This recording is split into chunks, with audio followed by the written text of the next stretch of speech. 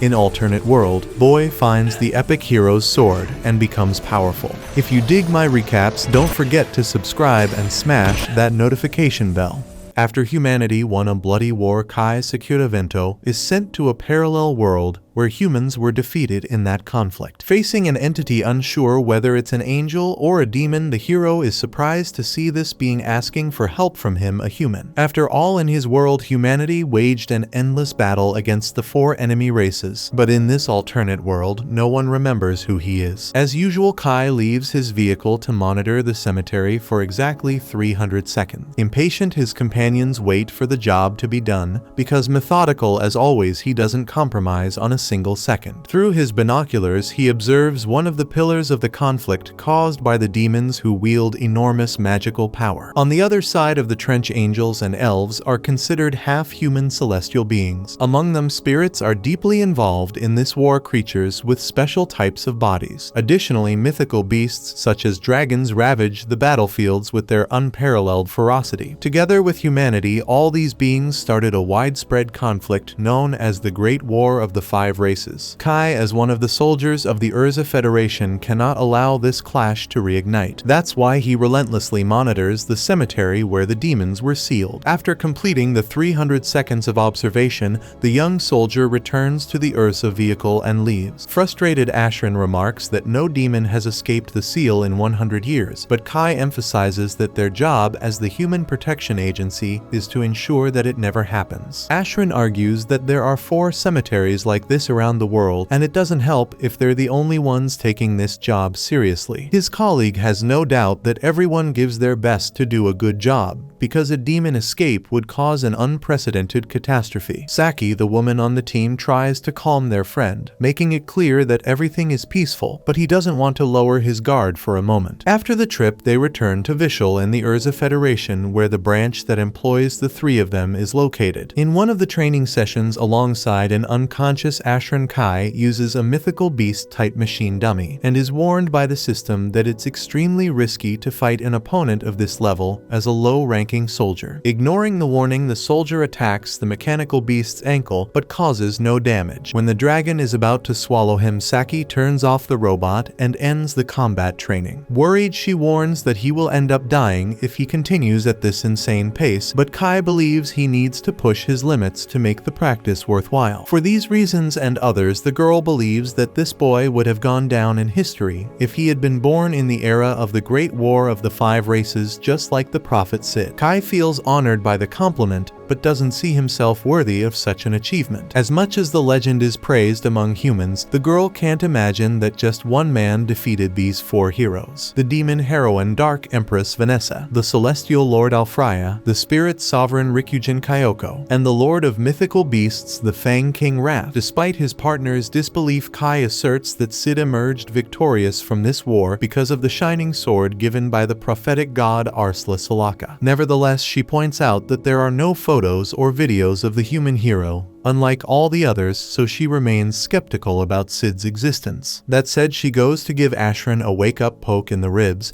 and asks the guys what they want to do to celebrate Jean's promotion. Ashran says a bouquet of flowers will do, but Saki points out that the woman is being transferred to the royal capital of Urzak at 17, being the youngest in history to be selected, so a few shabby flowers won't do justice to such an achievement. Speaking of her, Jean sends a message inviting Kai to meet her tomorrow morning at Terminal 9 in front of the cat statue, but asks him to keep it a secret from Saki and Ashran. The 2 friends start teasing him about this secret romance, so he gets riled up and says he's going for a run. The next day, he meets Jean because the girl will be transferred next week and doesn't want to miss seeing her friend before then. Besides, she thought he was on leave despite the uniform indicating otherwise. He explains that he did his morning training and came straight over, so she replies that Kai is the only guy who isn't intimidated by the idea of shopping with her, and that's what she likes about him. Jean's idea is to buy a gift for Saki and Ashran before heading to Urzak, since the 3 of them are probably thinking the same thing, and this will be the last time they see each other. Kai thinks this is an exaggeration because the promoted one would return after 2 years of cadet training in Vishal, but Jean recalls that during this time Saki and Ashran will have finished their military service and will return to civilian life. She believes that only Kai will will continue in Urza until then, and the boy shares this sentiment. Proud of his friend, he assures her that she will surpass even her father in her career, the head of the Urza headquarters. This has been Jean's dream since she was a child, and everything she has pursued in life since then. With that said, continuing their outing, the two stop to eat something, while the girl thinks about what to get for their friends. After deciding, she thanks Kai for his company. During this conversation, she remembers when the boy got lost in the demon cemetery at 10 years old, when his father took him there for inspection. When he got home that day, Kai said he saw Sid's sword. He vividly remembers that day when he fell into an absolute void surrounded by those terrifying creatures, until in his free fall, a shining sword illuminated the path and attracted the touch of the young Kai Sakura. Despite the trauma, Kai never shared this story with anyone else, believing no one would believe him. Since that incident, he felt a personal responsibility to ensure those demons never escape the cemetery. Because of this mindset, Jean believes the young man will still be with the Agency for the Protection of Humanity in 2 years. Speaking of which, she asks him what he thinks the future holds beyond those 2 years. But before he can answer, Kai sees the world around him slowly crumbling. Amidst this static distortion, some sort of system announces that global reincarnation has been activated. With that, Kai Sakura Vento is transported to an alternate world where the buildings in his city Vishal had all been destroyed and a dark, war-torn environment had taken over. Above it all, a gigantic demon appears behind the buildings and attacks him with its magic. Managing to escape death, and without time to reflect on everything, Kai runs towards his rifle and fires at the demon's new spell with a modified elven bullet, cancelling the spell and surprising his opponent. Enraged, the creature charges at the man again, requiring great dodging skills from Kai, who manages to overcome the obstacles and strike the enemy with his bayonet. The demon's skin was extremely tough, rendering the blade useless. However, the Urza soldier fires again at the demon, this time with a modified draconic bullet that reproduces the breath of mythical beasts. After causing a tremendous explosion in the target's body, Kai takes pride in having executed the moves he trained to defeat a demon. Indignant, another evil entity appears, unable to believe a human defeated one of its kind, and Kai notices that the being can speak human language surprisingly well. The demon emphasizes that the easiest way to command a slave is by communicating in their language, and this statement shocks Kai, making him realize he must be the scum of this world. The demon senses danger in the boy and conjures a spell to kill him until Saki arrives with the Urza jeep, throws a flash grenade at the entity, and saves her friend. With that done, Kai shouts his friend's name, but Saki doesn't know why this stranger knows her name. Similarly, Kai approaches Ashran, but he also doesn't know who the boy is. Not understanding anything, the protagonist recalls that the three of them were part of the same unit at the Agency for the Protection of Humanity, but Saki also doesn't know what agency that is because she's a soldier of the Resistance, the rebel human army. Increasingly confused, Kai asks what happened to this world,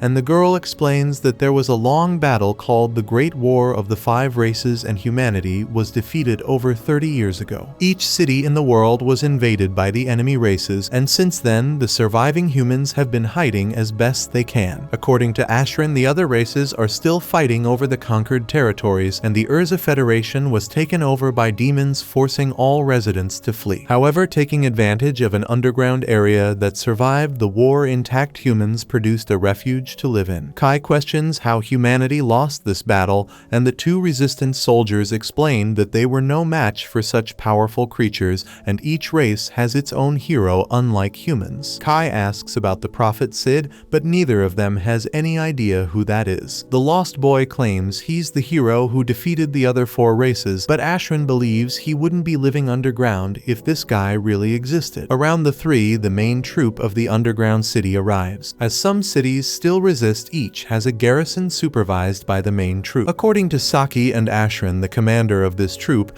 and the resistance is seen as a savior by the people of the Urza Federation. His name is Jean, an empathetic and charismatic leader embraced by human civilization. Among the commanded, Jean asks who the unknown soldier is, and while his colleagues explain, Kai is speechless, realizing that even his best friend doesn't know who he is. The boy can't let it go, so he shouts Jean's name and remembers that the two were shopping just a few minutes ago. The commander asks what this story is because he doesn't know this soldier, then turns back and heads to a scheduled meeting. Not satisfied horrified, Kai questions why his friend is pretending to be a man, as her dream as a daughter was always to surpass her father's career. Phelan, one of the leader's subordinates, grabs Kai by the wrist, but Jean asks her to release him. After the commander's departure, Saki asks what's going on in the kid's head, and Ashran lends his room to the boy to rest a bit and get his mind in order. Upon arriving at Ashran's house, the visitor to this world can't think of anything other than why all this is happening to him. No matter how much he reads the documents, the only missing records are his and Sid's. What Kai doesn't understand is that if Prophet Sid never lived, there shouldn't be the 4 cemeteries to seal the 4 races. The next day, Kai questions his old friends about the cemeteries, but they know nothing of the sort. Faced with this, Kai borrows the car and promises to return by noon. Despite Saki's protests, Ashran reflexively tosses the key to the stranger, and Kai heads for the chaotic destruction of Vishal until he reaches the cemetery he monitored in the original world. As he approaches the entrance, he encounters Prophet Sid's sword and wields it. A voice from the weapon decrees that the bearer of this relic has now become the code holder. With that, Kai is taken to a place where an angelic being yearns for help. With some effort, the woman manages to say her name is Rin. Despite the inhuman situation in which this entity finds herself, Kai doesn't want to risk freeing a demon, but since he can't just leave her behind, he hopes she won't attack. He uses his blade to break the chain, but nothing happens. He tries his rifle, but not even a shot causes any damage. With that, Kai imagines he could use the sword he found in the cemetery, and even though it wasn't his intention, Sid's weapon manifests in his hands, making it clear it's the way. With a simple strike, the chains shatter, returning freedom to the prisoner. Regaining consciousness, Rin is startled and pulls away from the human's lap, then angrily shouts the name Vanessa, demanding her return and claiming she hasn't lost this fight. Disregarding Kai, Rin declares she cannot be defeated by a mere lackey demon and attacks the human. After dodging the first spell, the combatant sees a large mass of magical energy forming in front of him, ready to fly at him, when the system's voice indicates that the code bearer must cut off the fate of death. Using his blade, the young human slashes the entity's spell in half, leaving her incredulous. Rin questions how a weak demon could destroy her attacks, so Kai turns his back to prove he is human, as he has neither wings nor a tail. Realizing the situation, Rin apologizes for her behavior, explaining that her hatred for demons makes her act impulsively. As Rin claims not to be a demon, Kai asks about her species, but the woman doesn't seem comfortable with the question and asks to leave it aside. Accepting the terms, Kai now wants to know where they are, but Rin herself doesn't know, as she was fighting Vanessa and simply ended up there. Alarmed, the human asks if she's talking about the Dark Empress and heroine of demons, as that's no ordinary rival. Rin affirms she is capable of devastating an entire army of demons, but emphasizes what she just saw from this young boy. After all, he destroyed one of her spells. Kai was about to explain that the responsible one was the sword he carried, when in the meantime a robotic woman announces that the singular destiny entity has awakened, and that its threat level to the new established world is gigantic. For this reason, the robot initiates the sealing through last risers. With that said, the machine attacks Kai and Rin with all its might, and as the structure around them is shattered, they try to keep their distance, but the machine uses its portal to reach the targets and grab Rin. After doing so, it initiates Code 0, where magical orbs are conjured and injure the victim's body. Seeing this before his eyes, Kai refuses to stand still and reacts with Sid's sword cutting the metallic claw that held the singular destiny entity in half. The machine is stunned upon seeing the forbidden sword, and while Rin sees Sid's image reflected in Kai, the boy teleports them both to a distant location. Safe, Rin confesses her fear with a strong hug to her savior, a gesture the human reciprocates. Analyzing the circumstances, he asks if the woman has no companions, and indeed she has no one. In fact, it's the first time someone has done something like this for her. Both celestial spirits and beasts said that Rin is not like them, and the demons were the cruelest of all, saying the girl is an abomination. That's why Rin ended up in a duel with their leader Vanessa. Similarly, Kai identifies with the entity's life story, as no one remembers who he is in this world. As far as he knew, humans had won the Great War of the 5 races, but now he sees the city which was once his home crumbled into ruins. Rin confesses she didn't know that, especially since a little before fighting Vanessa, humans were starting to win the war after the appearance of a hero. Hearing this, this, Kai asks if the girl knows Sid, but she doesn't remember anyone by that name. Still, the man is content to have a companion and share a familiar story with someone. Happy with this idea, Rin had never heard anyone call her a companion, and this strengthens the bond between the two lost beings in this dark universe. As they begin their journey, Rin faints, making the boy carry her on his shoulder. He says they need to pass through the city, and though she doesn't generally trust humans, she trusts Kai, so she goes with him. Later, already lying in bed, Kai feels the weight of his own body after the torturous day. As if that weren't enough, on the way to the city, Rin panicked in the car, and though she can hide her wings from the people, she still draws much attention with her strange behavior. Hearing Rin singing in the shower, Kai never imagined that other races knew how to sing. Suddenly, she runs out in a towel to alert him that the water has stopped flowing. Speaking of which, she considers humans very unfair for having this hot water to bathe in, while all her life she had to bathe in the cold waters of rivers and lakes. Furthermore, Kai's bed is so soft, while she spent her entire life sleeping on underbrush and rocks. However, as she herself saw on the surface, now this human city has turned to ruins, just as the man had said. Even he finds it hard to believe he's in a world where the historical outcome of the Great War has been reversed. Rin bets they will find a way out of there and return to the world they came from, and for now hope is the only thing they have. When it's time to sleep, Rin lies in a warm bed for the first time while Kai tries to rest on the floor as best he can. However, his rest is interrupted when the girl alerts him to the strong presence of magic in the surroundings, firmly stating that there's a demon nearby. In fact, the city's sound system announces an enemy attack is happening and all civilians must evacuate. Stepping into the street, Kai laments that even one of humanity's last refuges is in danger, confirming his belief that his race is cornered with no one to save them. However, from what he experienced yesterday, he believes he might be the only person capable of at least imitating Sid in wielding the forbidden sword. Armed with this trump card, he heads into battle. Meanwhile, Saki and Ashran are already on the front lines firing at the demons, but the creature's tough armor prevents them from being injured. Ashran asks his comrade to grab the machine gun. On her way, the girl is almost killed by one of the enemies, but Kai appears in time to save Saki. After striking the demon hard, he tells her to use water against the opponents. When they absorb the liquid, their stone bodies become heavy, preventing them from flying. After that, it's a matter of bombing the enemies until they turn to ashes. Speaking of which, it seemed like it was Ashran's turn to die, but Kai manages to help again just in time. With Sid's sword in hand, the boy seems to be on a much higher level than he ever expected, and this sudden power is what has so far balanced the forces between the two races. With Rin's help, the duo manages to take down the last opponent, and the extraordinary ability of that entity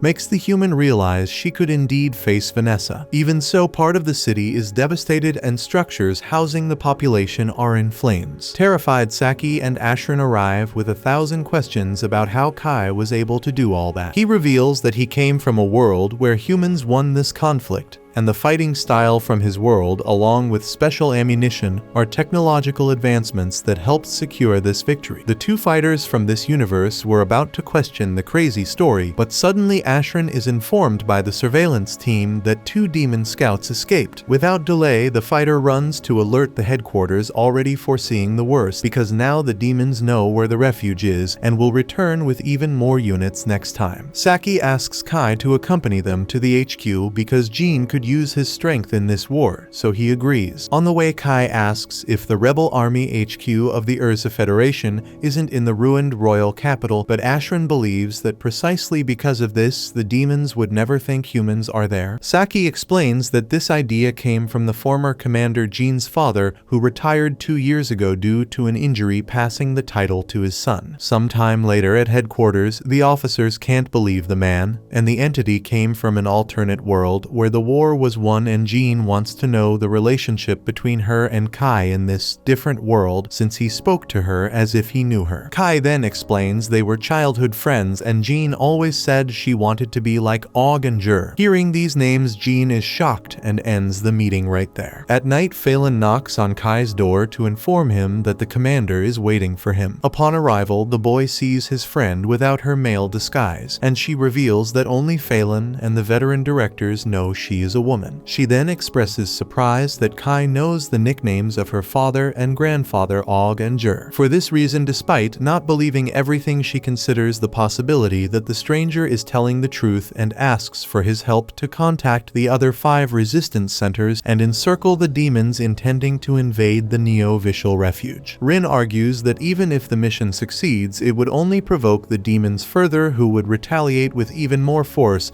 but Jean sees no other option. Thus, Kai suggests they attack the royal capital, targeting the Dark Empress Vanessa. Thinking the man is crazy, the commander reminds him that this demon was responsible for decimating the entire capital defense army 30 years ago and occupying the palace. In response, Kai mentions Sid's story, who defeated the demon's heroine alone and feels he can do the same. Skeptical of the young fighter, the commander asks why he seems so willing to risk his life for this mission. He emphasizes that he saw Ashran and Saki risking their necks in battle, and even if he returned to his original world, he wouldn't be able to face them if he left them to die in the alternate world. Finally, he devises a plan based on the perception that demons are more concerned with other races than with humans. Thus, most of their forces are stationed near the borders, and probably only about 10% of the total demonic forces are in the royal capital. He suggests that while he fights Vanessa, the rebel army keeps these 10% occupied. Jean agrees they can hold the enemies for a while, but fears most of her troops will be dead before reaching the palace. In light of this, Phelan suggests they invade from underground, because behind the palace there is a subterranean railway line that the royal family used as an escape route. Surprised, Jean asks why she wasn't informed about this railway before, and the fighter replies that Jean's father didn't want her to risk herself to that extent, so he asked the subordinates to omit this strategy. With that said, the commander announces a meeting to finally retake the Urza Federation. As preparations for the attack near completion, Rin reflects on her hatred for demons because they are deceitful spirits, because they are bizarre mythical beasts, because they are barbaric celestials, because they are stubborn, and humans because they are weak. But above all, she hates herself for being a mix of all of them. Nonetheless, she acknowledges that Kai has never feared her, even embracing her, something she had never experienced before being accustomed to receiving hatred. For this reason, Rin deeply wishes that this human does not die. As the battle vehicles depart, the rebel army of the Urza Federation heads toward the government palace through an underground passage to launch their offensive. While the main group is to keep the demons occupied, Saki and her team need to free the captives in the basement and take down Vanessa. At the top of the hierarchy, Jean gives the orders, and Saki sees in her leader the chance for victory to be real. Her only concern is the fact that she will be in the group facing the demon heroine head-on. In a spontaneous outburst, she questions whether the 4 members in the armored vehicle will be able to complete such a difficult mission. Kai emphasizes that the priority is to reach Vanessa as quickly as possible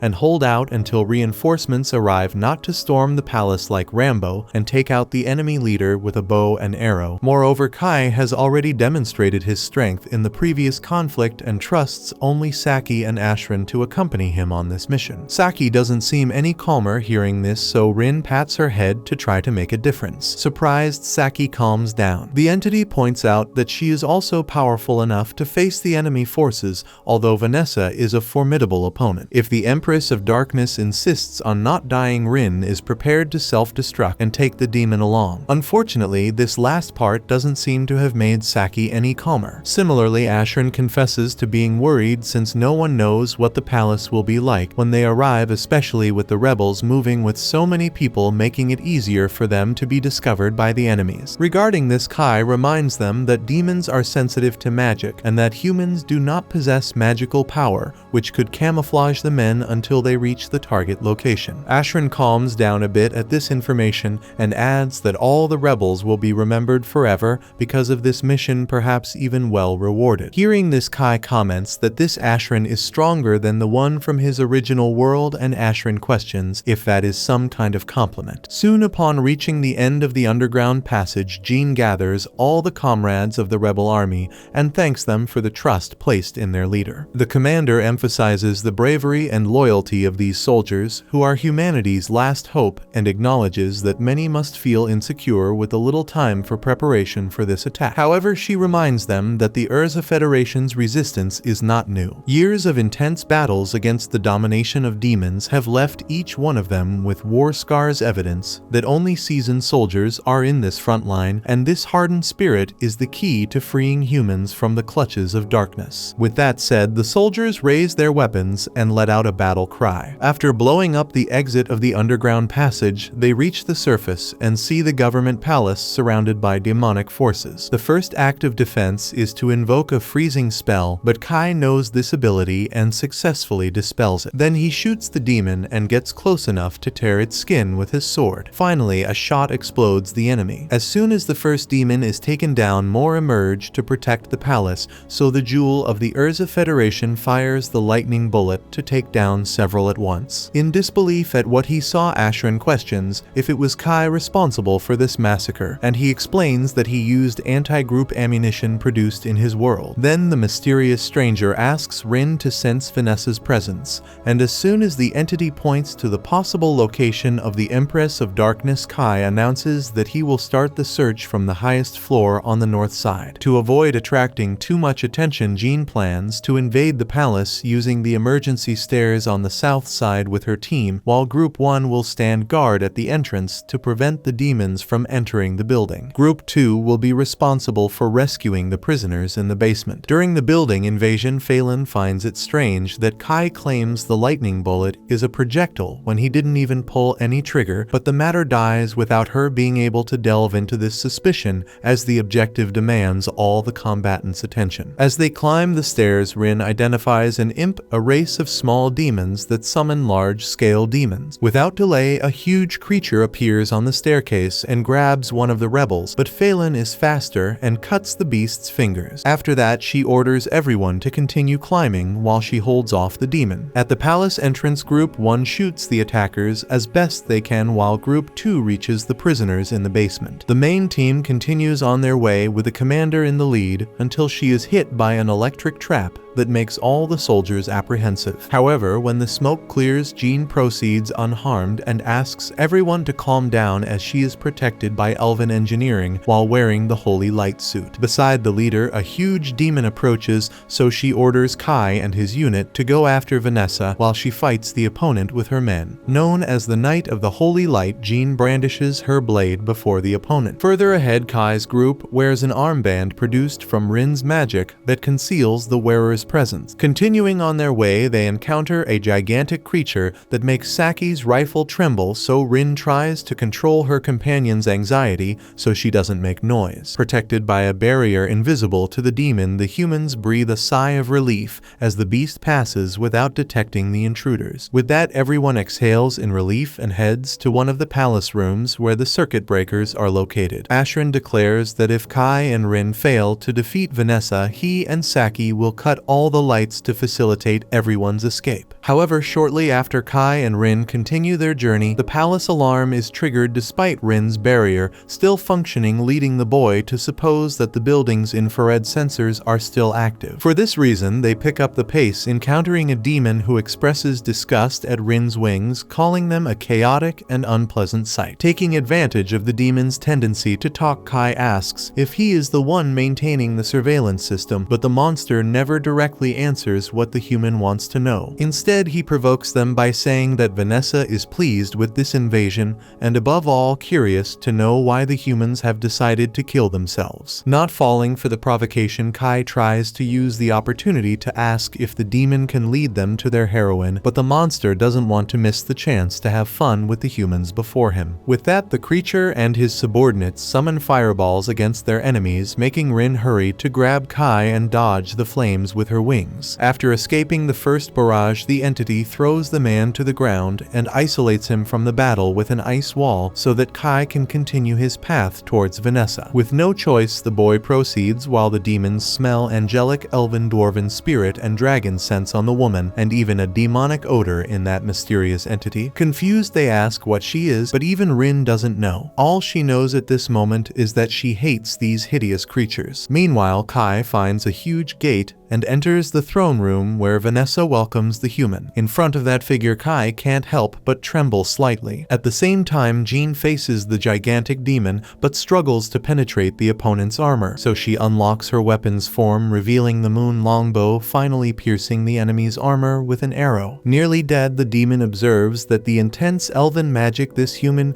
is using gradually consumes her life, as humans are not prepared to handle this kind of influence. For this reason, the demon believes the commander has chosen death. Jean then drives her sword into the demon's head and confirms that she has chosen to die because only then will humanity be able to win this war. Suddenly, another enemy attacks her from behind, but Phelan returns in time and repels the threat for a moment. The three-headed hellhound rises again and notes that he has heard of Dragonar, a human who fights using a dragon's fang as a weapon just like Phelan. Meanwhile, Vanessa asks if Kai is not going to put down his weapon as many others did upon discovering that the demon leader is a succubus. That way she could lie with him to pass the time. Kai refuses the proposal and states that the nature of the demon is madness driven by violence. Vanessa laughs and acknowledges that the boy reacted well because many become her slaves with just a simple charm like this. She then asks if the human present is the rebel commander wearing the elven suit, but Kai claims he is just an outsider from a world where Vanessa was defeated. Though skeptical, the Empress asks who managed to bring her down in that story, and Kai says it was the humans. Faced with all the infinitely more dangerous threats, Vanessa laughs even more upon hearing that she died at the hands of a human. Then Kai explains that it wasn't just any human but the Prophet Sid. Hearing this name, Vanessa loses all her grace because that name reminds her of many unpleasant things like the code holder and the world reincarnation. With that, she changes her stance and attacks the human with magic, but Kai breaks the spell with little difficulty, leaving Vanessa incredulous. Without giving her a chance to think, the man counterattacks with his sword and slashes the opponent's chest, but it was just a succubus illusion. Behind the human, the real Empress of Darkness nearly blows him up. Vanessa praises the enemy's ability to dodge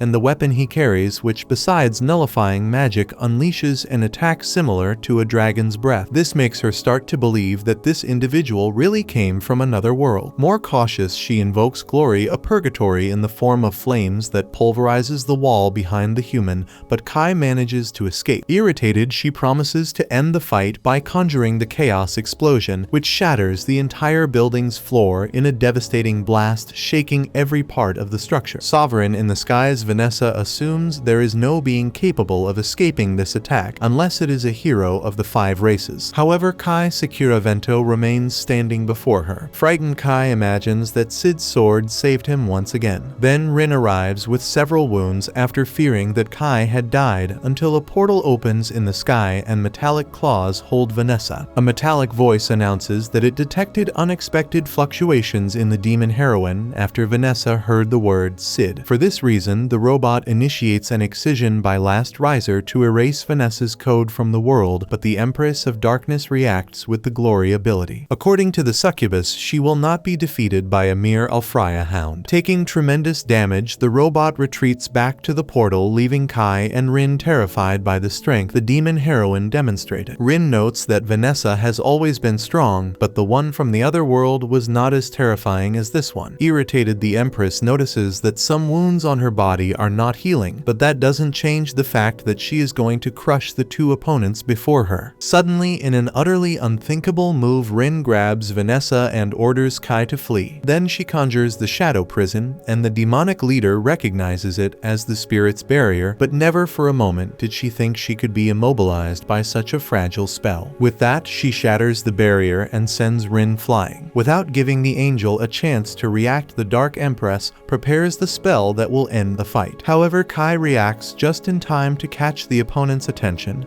but not to stop her. All Vanessa does is direct the magic towards the human, who suffers the overwhelming power of the demon's spell. After the impact, seeing her friend bloodied and motionless against the wall, the angel thinks the worst has truly happened. Having done this, Vanessa asserts with conviction that the man is dead, questioning whether the angel will seek revenge or try to escape alone. But Rin ignores the enemy's arrogance and rises again, healing her wounds as she does. Letting fury course through her body like blood in her veins, explains, the sinister and inexplicable entity takes on a feral form with sharp claws on each finger and an imposing black wing unfurling from her back. Vanessa observes that this looks like a mix of the 5 races, but her opponent is not in the mood for conversation. Consumed by rage, Rin flies towards Vanessa and punches her in the stomach, then continues with a flurry of blows that hit the demon directly. All Rin wants is to shut this woman up, and she won't stop until she gets what she desires. However, Vanessa shows she hasn't surrendered in this fight by grabbing her adversary's fist. After letting out a laugh, she starts blaming Kai's death on her, arguing that if she had taken this form earlier, she could have prevented her friend's demise. Vanessa deduces that her rival was trying at all costs to hide her true identity, but understands the reason, considering that humans are weak and cowardly. In the succubus's opinion, humans fear demons, hate mythical beasts, run from spirits, and envy the celestials. Speaking of humanity, Vanessa hasn't forgotten what she said earlier. Suspecting that Rin is a mix of all races, it's clear she would have her human part, which cries out of fear and resentment when called a monster. In the end, Vanessa states that her opponent didn't prevent her companion's death because she didn't want to, having hesitated when she should have reacted,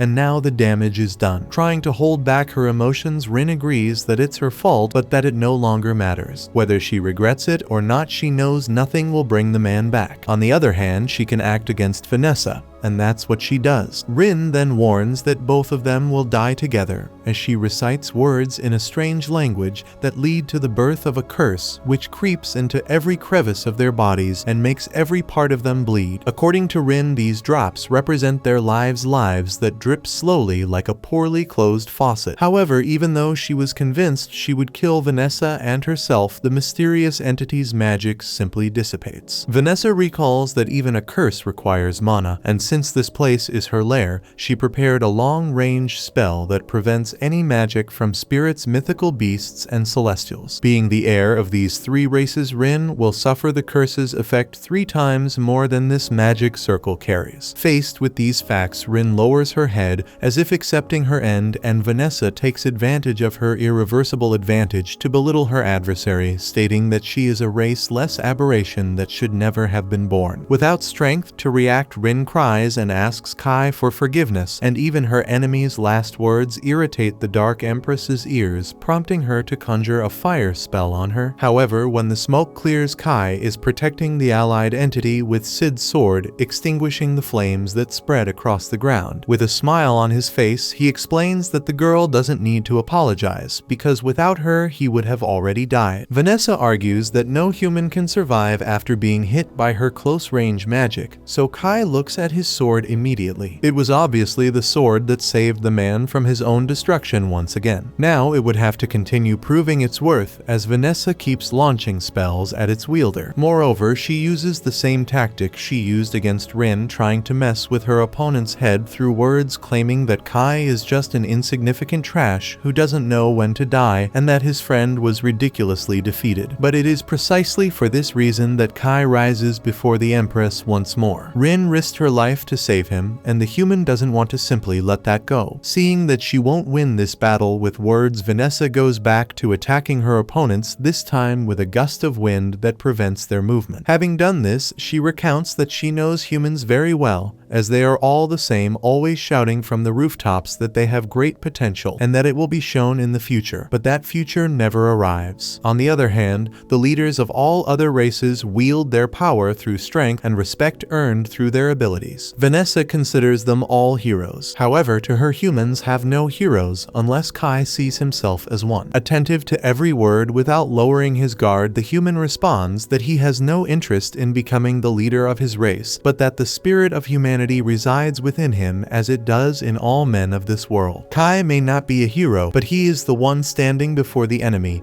and thus he will not leave there alive unless he has defeated the Empress of Darkness. In response, Vanessa continues to escalate escalate the fight. She now invokes a magic circle that conjures the demon planet, a massive meteor surrounded by flames. Kai, being the holder of the code, reacts with his magic sword and slices the planet in half from a distance. Vanessa doesn't lose confidence because she is certain she will be the only one to leave there alive. To ensure this, she reveals the flowers of the underworld blooming like flames scattered across the sky. At this moment, Kai instructs Ashran to turn off the breaker, plunging the area into darkness. Considering that humans have no magical abilities, they cannot be sensed in the dark by the demon. But Vanessa manages to see the glow of Sid's sword being carried by someone, presumably Kai. Without hesitation, she launches her fiery flowers at the human like a burning rain. But it was Rin waiting for the enemy to take the bait, having all the protection prepared to handle such an attack and create a distraction. Meanwhile, taking advantage of the opening caused, Kai prepares to execute what he has trained for over 10 years. After punching Vanessa, he receives Sid's sword from Rin and informs his opponent that she is in checkmate. As a last move on the board, the demon heroine offers Urza back to the human, but without responding, he delivers the final blow. Afterward, Vanessa is still alive, but acting strangely. With great effort, she remembers the prophet Sid and questions how she could have made such a foolish mistake. According to her, Sid foresaw the world's reincarnation, which would be a chapter in history where the world would be rewritten, recreated. One day, someone made this transformation happen, and Vanessa believes it to be one of the three heroes who must be found. Given this, Sid gave his sword to Vanessa to prepare for what is to come. One of the Empress of Darkness's measures was to hide the relic, because it is the only key to correct the world's change. Confused, Kai responds that Vanessa and Sid should be enemies, as any record of the Great War would suggest. Vanessa acknowledges that she fought against the human hero, but insists that there are many things Kai doesn't know about this world, things that operate freely like some sort of forbidden code. As an example, she mentions the Zero Code, but does not go into details. She then finally recognizes the human spirit after everything she has witnessed in this fight, seeing that the two companions fought more for each other than for themselves. With that, the succubus slowly disintegrates towards the moon, while her soul promises to love Kai intensely in the next life, considering that their only meeting in this world was brief and fatal. When it is all over, Kai collapses. He can hardly believe that the demon heroine is dead, and that he and Rin survived. With the arrival of the morning, all units are informed that the rebel army of Urza, commanded by the Knight of the Sacred Light Jean Annis, has reclaimed the royal capital Urzak by defeating the demon leader. Amid the most important news of the war, so far Saki and Ashran sleep like angels. Meanwhile, the main contributors to the victory discuss the last words of the Empress of Darkness. According to her, something that turned the world upside down affected everyone except Kai and Rin. At that moment, Jean appears and apologizes for the unpleasant sight of the destroyed buildings, but acknowledges that without the help of the two, they wouldn't even have this. On behalf of the rebels, the Knight of the Sacred Light thanks them for their service, though she senses that the two honorees are not very happy. In fact, Kai explains that it is a feeling of relief because in a second encounter with Vanessa,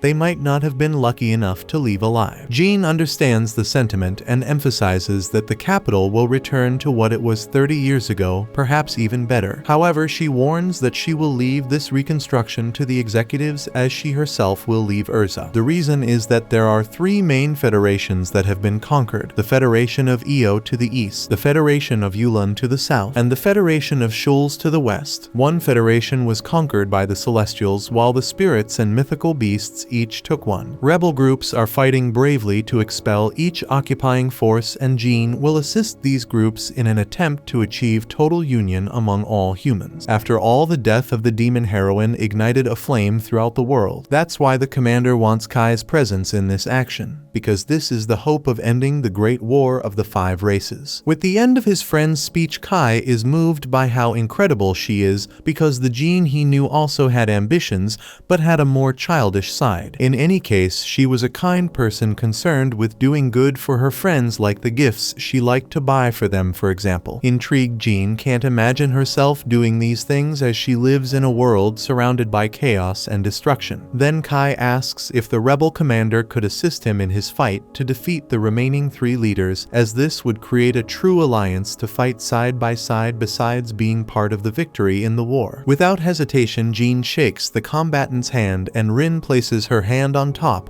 as she will not miss this journey. With the agreement sealed, the human leader returns to her soldiers and announces the convening of a war council. Among them, Ashrin and Saki seemed light-hearted and happy with the reconquest of the royal capital, as did everyone else. Nearby, Kai promises Rin that he will put an end to this war and that if there is no hero in this dimension, he will assume that role himself. Thus, he will go after whoever caused the world's reincarnation. As the boy spoke, Rin could see the silhouette of the prophet sit around him as if he were the one speaking. In her mind, as she fled from that sinister machine chasing after her, Rin imagined a human hero rescuing her in his arms. But this was just a sudden fantasy as she roamed the remote lands of that lost world aboard the rebels' armored vehicle. Ashrin felt so cold he thought he'd catch a cold before reaching the EO Federation. Alongside his team, dozens of other vehicles followed their path under Jean's leadership. With little patience for his comrades' complaints, Saki reminded them that there was an urgent plea for help coming from the other federations, and that their convoy carried humanity's last hope. Kai just hoped the capital was truly rebuilt by the time they returned, while Rin prayed the city would be safe from the demons. Before leaving Urzak, the fighters had organized to pick up the pieces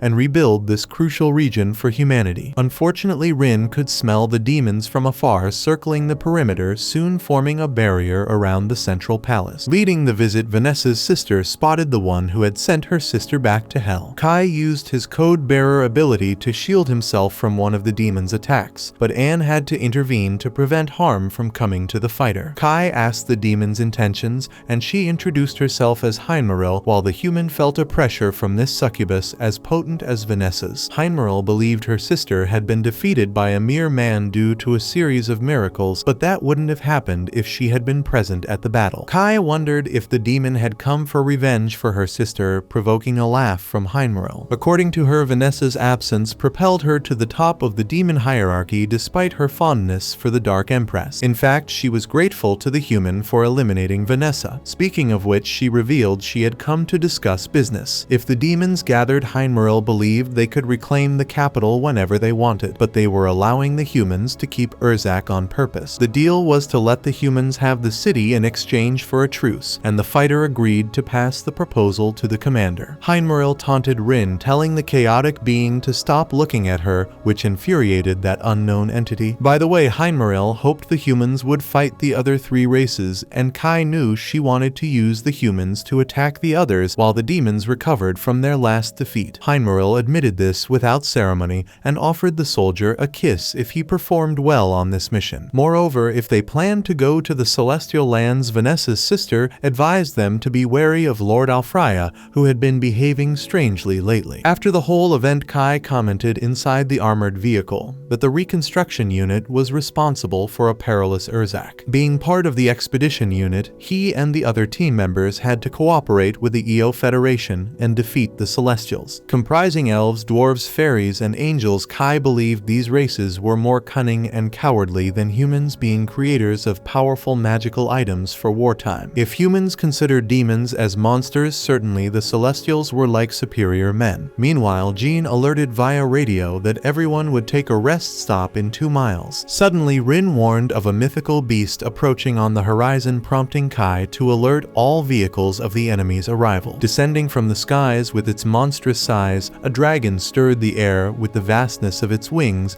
while the humans reacted with their automatic rifles. Despite this, the mystical beast's tough hide kept it unscathed on its path, soon ready to take down the first armored vehicle with its tail. Only when Kai responded with his lightning bullet, followed by a joint attack with Rin, was significant damage inflicted on the opponent, not enough to kill but enough to cause the dragon to flee. At the same moment, Jean ordered the entire convoy to stop to rescue groups 29 and 30, which had been hit by the mythical beast. Later gathered for the rest period, Kai felt bad for having such a large tent just for him and Rin, but she would certainly be tense alongside humans. She didn't know perhaps why Jean allowed her to stay alone with Kai. At that moment, the commander arrived with Phelan to thank him for the excellent work on the hilltop and explained that this tent was intended for the high command, with the 2 soldiers serving as the commander's bodyguards. Phelan called Kai to assign the fighter to the inside guard, as Jean risked being discovered as a woman if she stayed too long with another woman needing to remove her armor to sleep. To the point, the leader's trusted officer ordered the soldier not to make any sudden movements when seeing the commander in her casual clothes. Kai felt offended being a professional soldier on duty, but as he entered reality began to hit him. Rin was giving Jean a back massage to relieve pain, and Kai took the chance to comment on how difficult it must be to pretend to be a man. Changing the subject, he declared he hadn't expected the presence of a mythical beast in the Urza Federation, assuming they might have come to explore the area after learning of the Dark Empress's fall. Jean reassured her subordinate, reminding him that defenses had been prepared in the royal capital and the post wouldn't be taken easily. She then mentioned that she moved a lot in her sleep, so the soldier was warned in case he felt a kick in the middle of the night. Speaking of which, while the tent was large, there wasn't room for 3 people in the bed. At dawn, the convoy sets off to continue its mission. Ashrin imagines that Kai didn't get much sleep since he's the commander's bodyguard. The boy, with exhaustion etched on his face, agrees wholeheartedly. Watching the scenery through the window, Rin wants to know what that structure resembling the Great Wall of China is, and Saki explains that it's the Great Border Wall. In other words, they are close to the EO Federation, which Jean confirms to the combatants via radio. The convoy's destination is the 8th city, Cassiopeia, on the outskirts of the local capital. It's there where the regional army's headquarters is located. By late afternoon, the vehicles traverse the ruins of once lively human cities. Saki readies her rifle in case she spots a celestial wanting to strike first this time, especially since human weapons are effective against these beings. Kai asks his colleague to tone down her eagerness because humans resemble celestials, so there's a risk she might mistakenly shoot an ally. Up ahead, the commander orders the convoy to stop and disembark to continue the journey on foot. Rin gathers local fruits to eat despite Kai being unsure if it's safe to eat anything from the area. The angelic being admits that her tongue goes numb when she bites into them,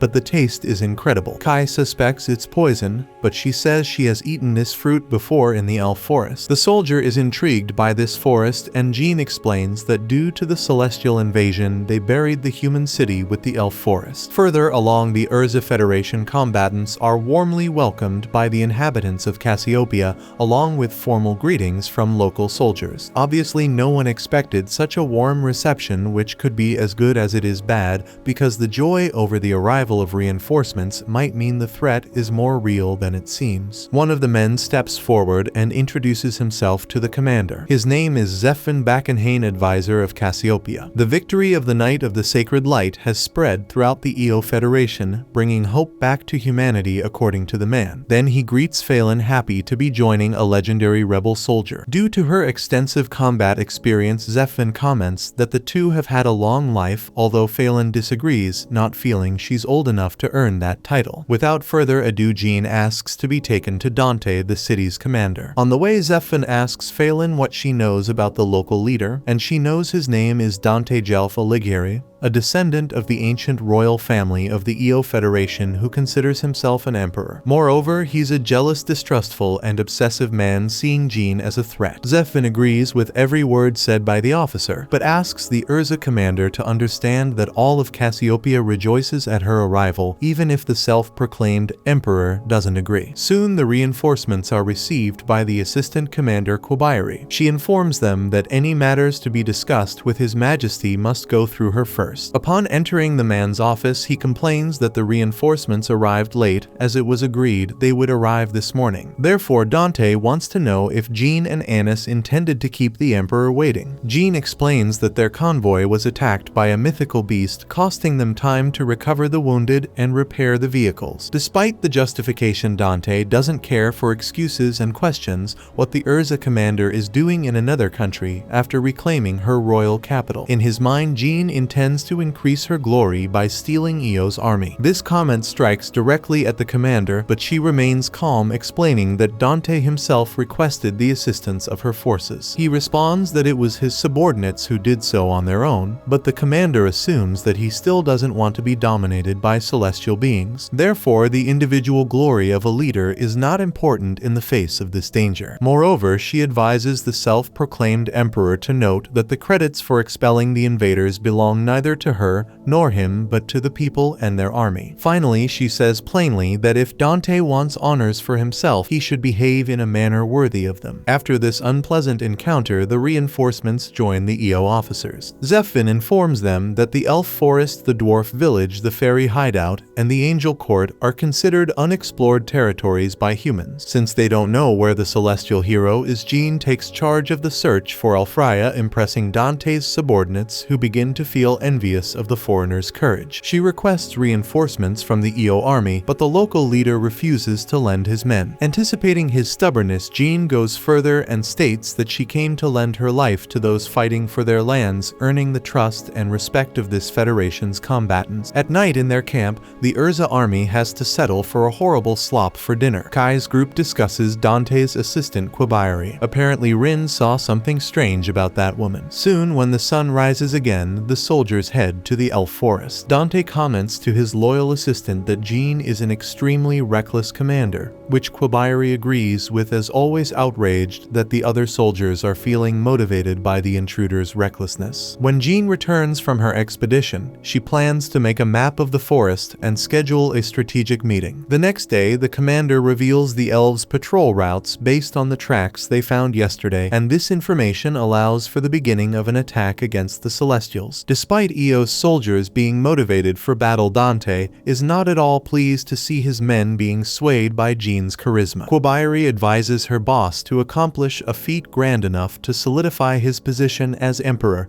and suggests that he himself lead the soldiers in the elf forest. Embracing the idea, upon giving this notice to his advisor, Dante informs them that he already has a flying unit exploring the elf forest. Zephyr thinks this might create friction in the coordination between the Urza and Io armies, but Dante doesn't care. Moreover, he orders this operation to be kept secret. Meanwhile, Rin raises the suspicion that Dante's assistant commander Quabiari is actually not human. Meanwhile, atop a peculiar structure, an entity with a strange metallic doll on its back approaches clerics who try to fend off its hostility. However, the Great Elder is petrified and the other mage is thrown down. Surviving the fall, the elf awakens in a cabin and hears multiple voices in her mind through telepathy. The voices express relief that Priestess Reiron has survived, but they remain deeply concerned about the Great Elder. Reiron asks everyone to remain calm, promising to explain everything at once as soon as she meets with the fairies and dwarves. One of the voices questions what should be done with the captured humans, but the priestess wasn't even aware of this situation. As for Jean's battalion, the last time they had contact with Dante was yesterday morning, as communications were cut off and no one knows his whereabouts. Kai believes he's being influenced by someone and quickly suspects his assistant Quabiari, imagining she might be an elven spy. If true, it could mean there are more enemies within Io's army, making it crucial for Urza's unit to conduct its own investigation. Following the path, they find dozens of Io rifles scattered on the ground, possibly indicating that Dante and his battalion fell into a trap. After all, a magical circle is drawn on a nearby tree, though Jean doesn't consider this trap particularly hard to spot. However, Kai points out that the real danger is above them. Looking up, Jean sees countless leaves, each with a different magical circle, and realizes the intelligence of the celestial beings. If Kai hadn't pointed it out, she might have mistaken it for the sunlight filtering through. The soldier mentions that there were records in his world about this technique, which allowed him to recognize it in advance. He also notes that elves use many traps, and always place them close together. Moreover, Rin senses the scent of an elf nearby, prompting the group to go on high alert. Following the path indicated by Kai, the leader questions if the soldier truly knows the way, and he explains that Rin underwent special training to sense magic, allowing her to sniff out the direction of their targets. Guided by the scent of that race, the entity leads the human soldiers to a ruined structure where the scent fades. Without warning, a magical circle on the ground activates, triggering a teleportation that transports the team to another part of the forest. Amid the shock, Saki complains that Ashran touched her hand, but he argues that she was the one brushing up against him. Phelan orders the two to keep quiet within enemy territory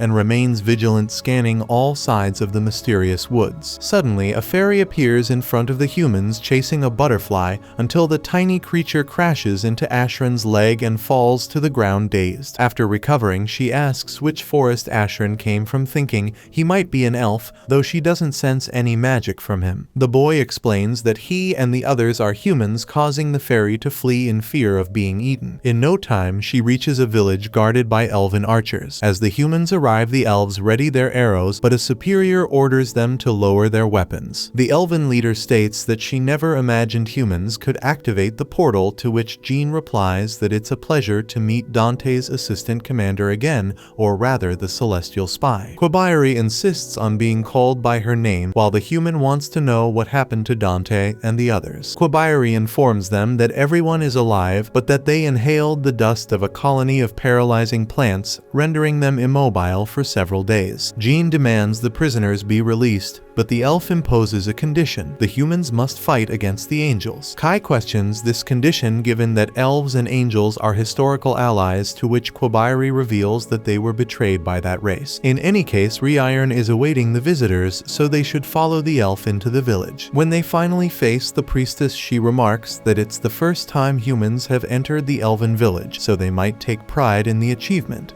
though it doesn't mean they're welcome there. Setting that aside, she expresses curiosity about whether the Holy Light Knight and his men truly defeated Vanessa, the Empress of Darkness. When Jean confirms, Reiron mentions that the armor the human commander wears is an elven garment, and she's curious to know how Jean acquired it. Jean responds that she found it 10 years ago along the borders of the Urza Federation, a magical item that demons had stolen from the Celestials. Her unit ambushed those enemies, and the armor was among the spoils. Since no elves were killed in the process, Reiron sets the matter aside and proposes a deal with the humans. If the prisoners are returned, the priestess wants Jean and her troops to rescue the Great Elder from the hands of Lord Alfreya. Kai is stunned to learn that the celestial hero himself captured such an important figure for the elves. Likewise, Reiron is perplexed. She recalls that entity being so kind and warm, but one day Alfreya decided that elves, dwarves, and fairies should bow to the angels, sparking a widespread revolt. Reiron accompanied the elder to represent the races and appeal to the celestial hero, but he refused to listen and moreover captured the Great Elder. Kai questions whether an elf couldn't directly confront the angels and carry out the rescue, and the priestess affirms this. However, Phelan raises the possibility that this story could be a trap, as a combined ambush by elves and angels could annihilate the human resistance. To prove the truth of the priestess's words, Kobayari offers her own life, accompanying the men to the angels' palace. If they feel that Reiron has lied, they can kill Kobayari whenever they wish. Despite this brave gesture, Phelan immediately refuses, stating that the life of the elven priestess cannot be worth more than the 6 human fighters and the 20 hostages. The elf must therefore increase the number of lives on her side, so she offers herself as collateral. Kobayari is devastated, as this would be a tremendous loss in the absence of the Great Elder, but Reiron insists, saying this is the only chance to resolve the situation, even if it costs her life. It's crucial to prevent a war between the celestial beings, so the priestess instructs the dwarves and fairies who were lurking nearby in the forest to return to their places and refrain from attacking just yet. Next, she calls the small fairy Silk, whom the fighters had encountered earlier. Silk casts a spell that brings enormous water lilies closer to the shore where the humans should sit while the details are explained. As night falls, Kai watches Rin sleep at the camp they set up. Reiron doesn't understand why the humans stay awake when they should be lighting a fire, since neither she nor any elf plans to attack them while they sleep. Hearing this, Kai lowers his guard slightly. Reiron then mentions that she heard from Jean that the boy and the girl sleeping now were the ones who defeated Vanessa, and she wants to know how that was possible and whether the methods used by the man would be effective against Alfreya as well. After all, once they reach the Palace of the Angels, there might be a confrontation one with the celestial lord. At that moment, if no one can stop the Lord's power, everyone will die. With that, she stands up and warns Kai that if he ever runs away in fear, she won't allow him to leave the forest alive. Despite understanding the elf's stance, Kai doesn't have the answers she seeks. Even so, he asks if she knows anything about a human known as the Prophet Sid, but the priestess has no idea, which further diminishes Kai's hopes of learning the truth about this legend. He remembers that Vanessa mentioned the prophet's name, something about the global reincarnation Sid predicted, and that Kai should find the one responsible for provoking this reincarnation, as it would completely change the world. According to the Dark Empress, it's likely that the responsible party is one of the 3 remaining heroes. As dawn breaks, the humans gather in search unit, designated to enter the angel's palace. All Saki hopes for is that communication with headquarters works during this mission, because as the elf mentioned, the palace is atop a colossal tree